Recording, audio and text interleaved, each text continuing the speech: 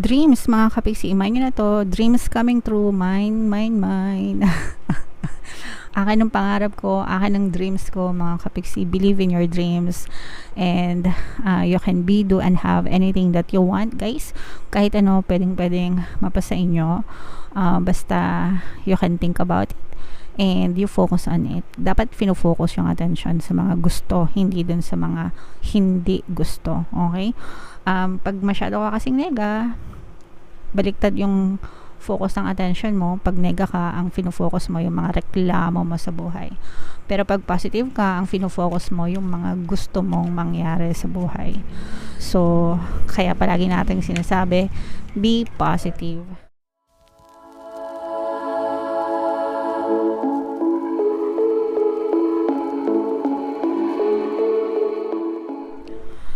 Hello guys, hello Leo, welcome back to Pinay Pixie Tarot. Ang pamagat ng ating episode for tonight is Messages from the Universe. Para ngayong October to November guys, para sa Leo, Sun, Moon, Rising, Sign, and Venus. General reading lang guys, pwede mag-resonate, pwedeng hindi. Combination ng positive and negative energy. Tingnan natin yung mga mensahe sa inyo, Leo, ngayong October to November. Knowledge, mga kapiksi, seek knowledge. Ibig sabihin nila guys, there's no age, no? Age limit pagdating sa pagsasaliksik ng mga kaalaman. Kung gusto niyo matuto, madagdagan yung kaalaman nyo, especially sa panahon ngayon guys, sobrang lawak na ng internet, technology, di ba? Ang dali-dali nang mag-research ngayon, ang dali-dali nang maghanap ng tanong sa mga alam mo yun, mga bagay na gusto nyong malaman, di ba? Halos lahat ng impormasyon nasa internet na, isi-search nyo lang, no? Although meron din mga hindi authentic, pero syempre kailangan mo ring i-filter yung mga kaalaman, mga kapiksi, alright? Pero guys, no, kung gusto nyo matuto, go lang ng go, mga kapiksi, alright? Yung next na message para sa inyo, Leo, gratitude. Ito guys, no? Ito yung number 1 na sikreto para sa maunlad at maayos na pamumuhay. Gratitude, mga kapiksi. Especially kung ang buhay mo ay punong-puno ng kanegahan, punong-puno ng problema, punong-puno ng challenges, punong-puno ng pagsubok. Dito ka magsimula, no? Sa gratitude, pagpapasalamat. Yung iyong pagrereklamo, yung iyong pagmumukmok, yung iyong paghihinaing, yung pagiging nega mo, in short. I-convert mo, baliktarin mo siya, i-convert mo siya into gratitude, magpapasalamat, magpasalamat sa lahat ng mga blessings, magpasalamat sa lahat ng meron ka, maliit man o malaki. Salamat po kasi gumigising pa ako, salamat po kasi humihinga pa ako, salamat po kasi kasama ko pa yung pamilya ko, salamat po kasi sumasweldo pa ako, salamat po kasi may trabaho pa ako, salamat po kasi may pambili pa ako ng pagkain. Every time na fino-focus nyo yung energy nyo sa gratitude, mga kapiksi, the more that the universe will give you more evidences of things to be grateful for, and at the same time nalulusaw, natutunaw yung pagiging nega nyo kasi nako-convert nyo, nasi-shift nyo siya, no? Nasi-shift nyo, imbis na nagrereklamo kayo, ang ginagawa nyo, binabaliktad nyo siya, sinishift nyo sa gratitude, and the more na ginagawa nyo yan, unang-una, unti-unting nalulusaw yung mga kanigahan nyo, pangalawa, gumagaan yung inyong pamumuhay. Okay? So, yan yung unang-unang step na most of the time, eto na, nakakalimutan to ng mga tao, no? Yung pagsasabi ng thank you, or even yung pagdadasal ng pagpapasalamat. Kasi, yung most of the people, no, nagdadasal sila kasi humihiling, no? And that's fine, okay lang yun, mga kapiksi, because medium natin yung pagdadasal para ipaabot kay universe yung mga gusto natin. Pero nakakalimutan nating magpasalamat, no? So, bago tayo humiling ng mga nais natin, matuto muna tayong magpasalamat sa mga pinagkakaloob sa atin. Alright? And, yeah, so,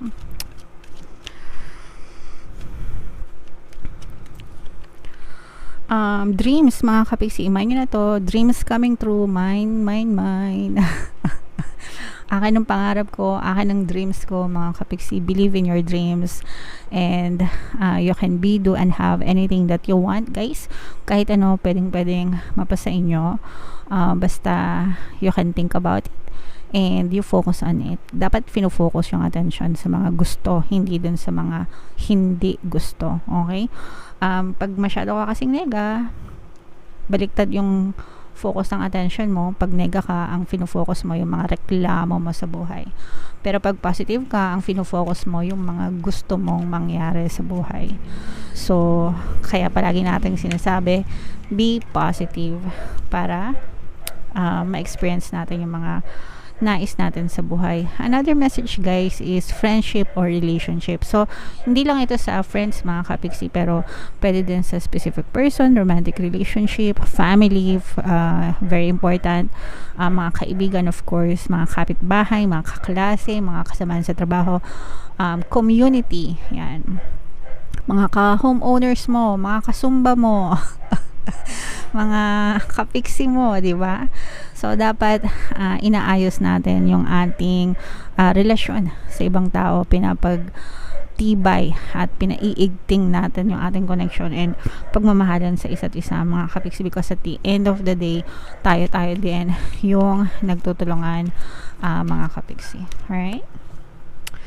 So, next message, cheer up, mga kapiksi, no? Maglibang-libang, live in the moment, no? Wag na tayo magmokmok, guys, kasi tapos na yun. Ano bang pinagmumokmok mo yung nangyayari sa'yo ngayon? Yung nangyayari sa'yo ngayon, it's already in the past. Alam mo ba yun? Kasi yung 3D mo ngayon, yung reality mo ngayon, yung nakikita mo ngayong sitwasyon sa buhay mo, resulta pa yan ng iyong mga past dominant thoughts, okay? Yung mga dati mong iniisip, yung mga dati mong paniniwala, yung mga dating stories na natanim sa iyong subconscious mind, it's being pushed out now in your reality. That's why 3D doesn't make sense. Or pwede natin na sabihin 3D is your past. So, kailangan mo mag-move on. Okay? Kaya dapat hindi tayo masyado nagpapa-apekto sa nakikita natin sa 3D.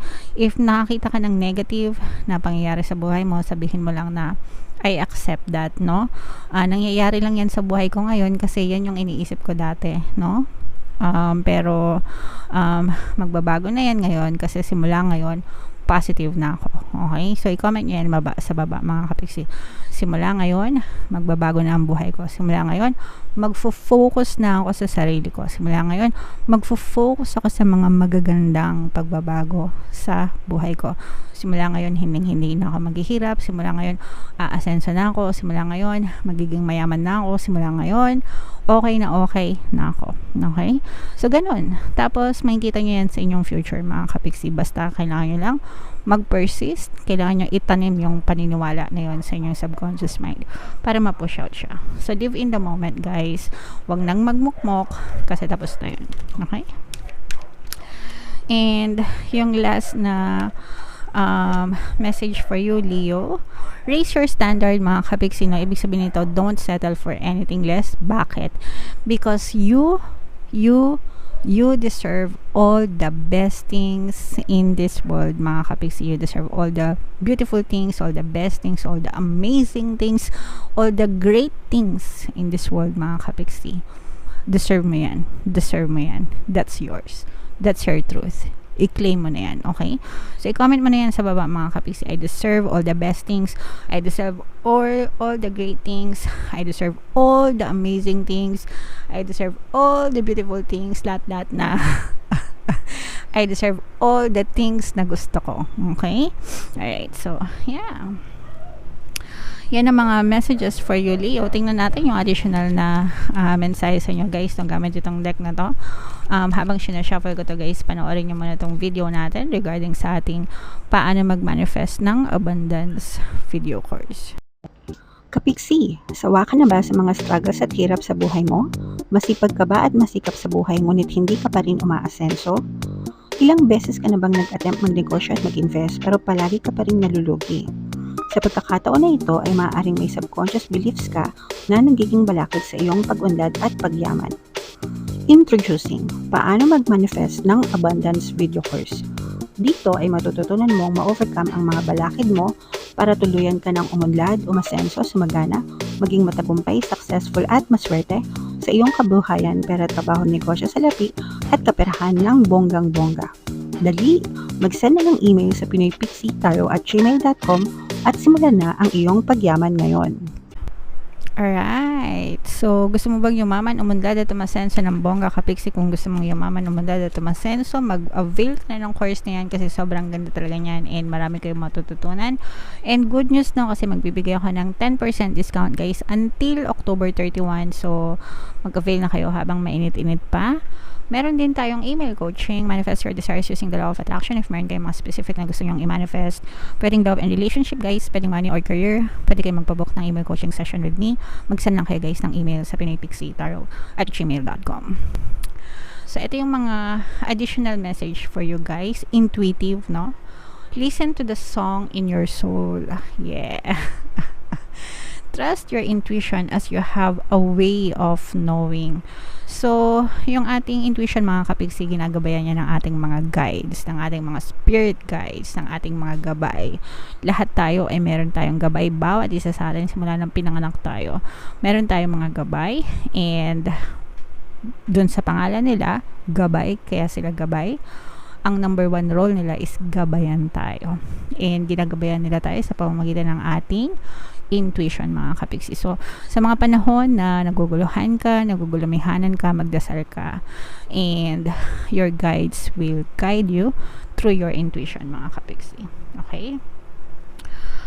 Emerge from the busy life and seek more solitude. So for some of us, kailangan natin paminsan-minsan ng quiet time, no? Ng me time. Lalo na pag masyado tayong busy, masyadong abala, masyado tayong aligaga, no? Sa ating buhay, manahimik tayo.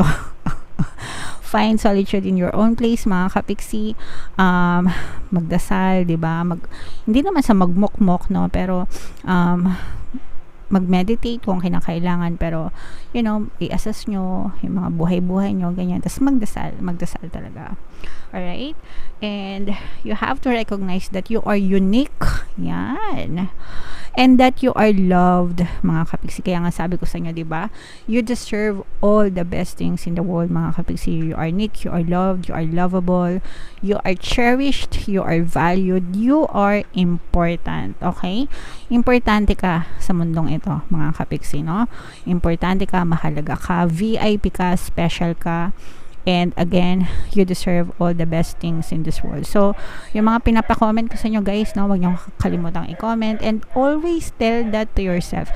Araw-araw sabihin niyo sa sarili niyo na I'm loved, I'm lovable, I'm valuable, importante ako, ganyan-ganyan, special ako. Yeah, alright? So, yeah.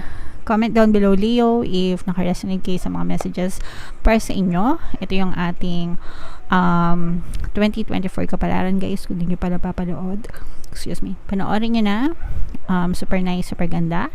And ito naman yung ating success stories ng paano mag-manifest ng abundance video course. Thank you for liking, sharing, and subscribing, mga kapiksi, and see you again next time. I love you all, guys. Have a nice day. Bye-bye.